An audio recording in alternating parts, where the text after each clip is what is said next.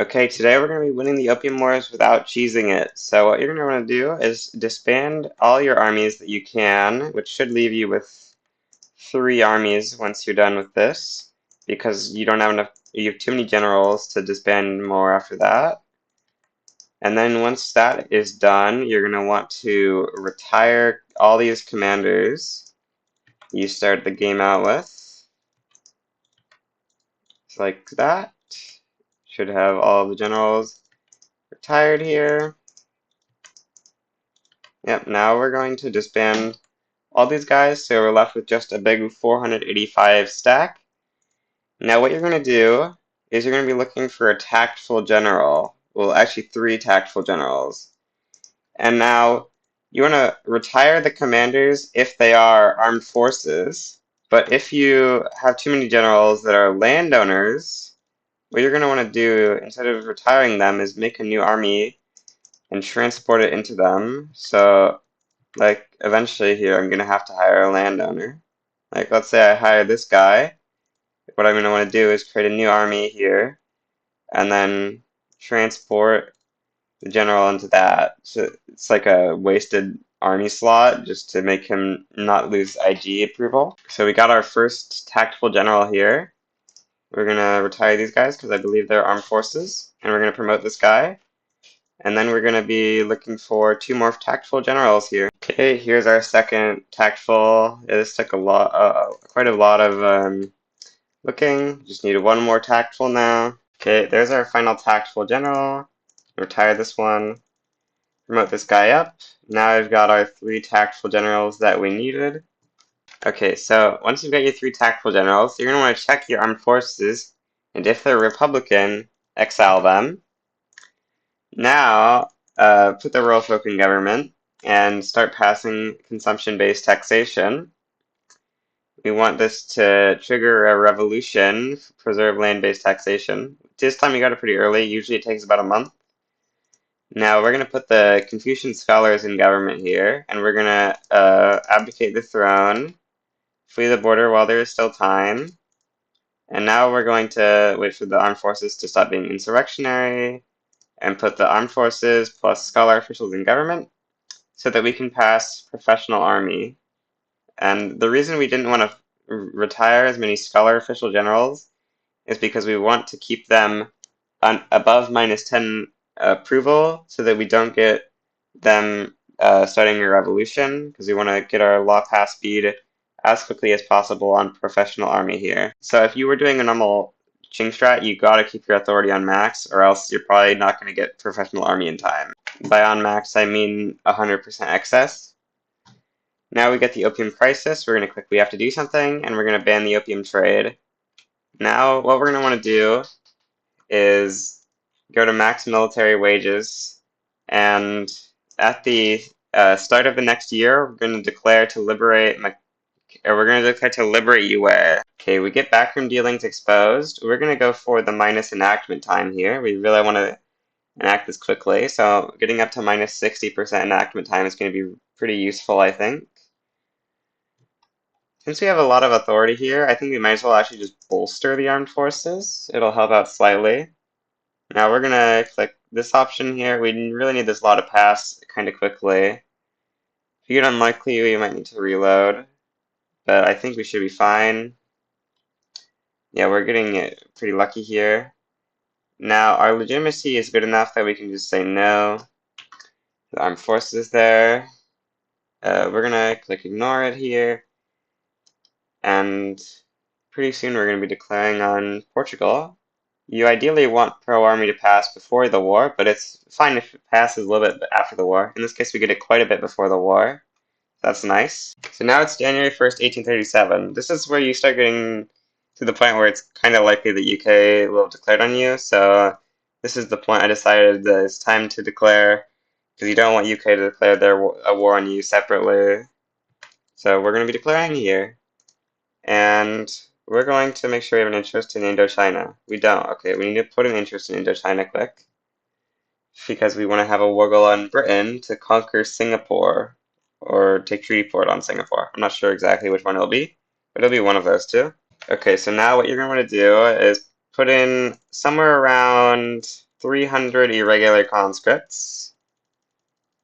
So we should be hitting 300 kind of soon here. Yeah, that looks good. Now the rest should be cannon conscripts.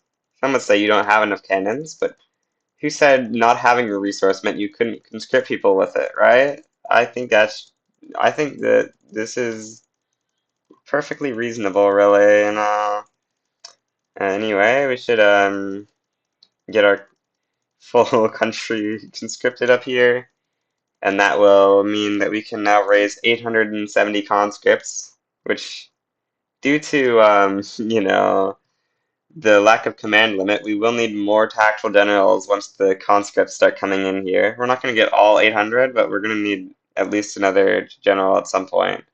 Now put your giant stack on the border with Portugal and begin. Okay, we get Great Britain to side in with Portugal here. So we're going to take Malaya Treaty Port as our war goal. We're going to remember that we were supposed to have built one Hussar in this army. So we'll do that real quick, because we want to be able to land the island with an army. And yeah. I'm also going to be looking for a new tactical general here. Since we already passed pro army, we don't need to worry about the approval anymore. So we can just keep looking here till we find a tactical.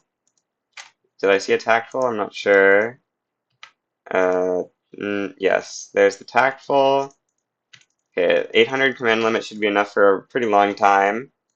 So we're just going to keep going here and we'll see how things progress. Okay, so Portugal just backed down. That wasn't what I was expecting, so I'm just going to reload and hope that doesn't happen again, I guess.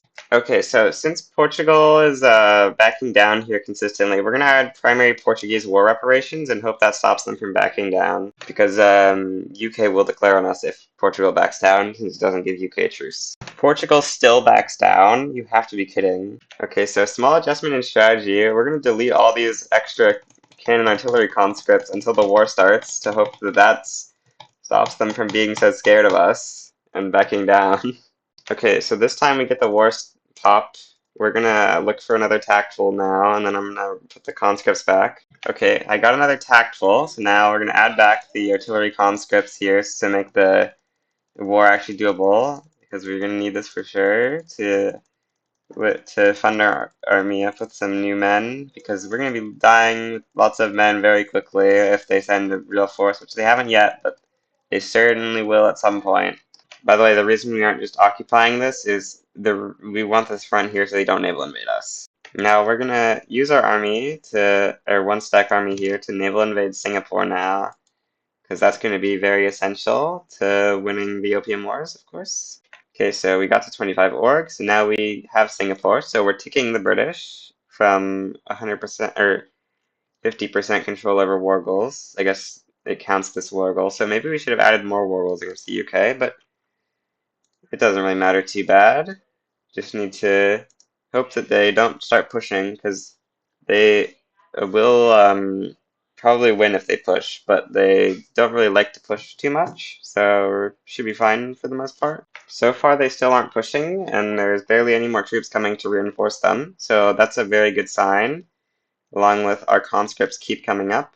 Okay, we've actually hit the org cap, so we're going to click split formation now, and we're going to look for even more tactful generals now.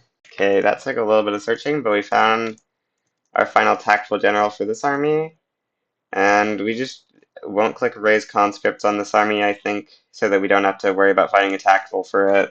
Okay, we get a giant revolution here. We're just going to click enact, of course. I mean, it would be like game ending if you're playing a real run, because state religion is really bad, but it doesn't matter in this case. So they just aren't pushing, which, I mean, that's very convenient. I've had my previous run, I declared the war earlier in my test run, and they pushed at the start for a little bit until my advantage got high enough. But I guess my advantage staying this high is just meaning that they really just don't want to push, because we've got 900,000 troops, so they're 130,000. That's actually insane. The advantage for us just keeps getting higher as our conscripts come in. The cannon artillery conscripts are just so strong. We're actually already past our command limit, but I think it just doesn't really matter. Like minus 0% defense. It's not a really huge deal for now. I think I'll just let it be. Now, if I wanted to, I could get a white piece here. But, you know, to really stick it to the British, we're going to go for Malaya Treaty Port. We don't actually want Liberate UA because liberating UA would stop you from completing the Boxer Rebellion, which means you can't ever complete Fragile Unity. Because if you liberate UA, you lose the Portuguese treaty port that you can declare on for Boxer Rebellion, so you just can't do it. It's really stupid. They need to fix that. Okay, we're just gonna land Macau. Or no, we can't because there's a navy. But any second now, the British should accept. We just need to wait for a tiny bit more war support drop here. Okay. Well, well, well. Actually, I'm gonna do something real quick before I click propose. Okay, so now we're gonna propose this peace deal because you don't want Liberate UA anyway. And we've won the war. So that was the video on how I won the Opium Wars without using much cheese. Because, you know, the normal strategy is you declare for take treaty port on Singapore, and then you just back down because the UK doesn't add any primary war goals. Or there's some other thing you can do, I think. I can't remember exactly what it is. Or you can just, like, get lucky and have the UK decide not to fight you. But this is the way that involves no real cheese, except for, I guess, tricking the AI into not naval invading you by having a front, I guess would be the most major cheese you could say I used in this run.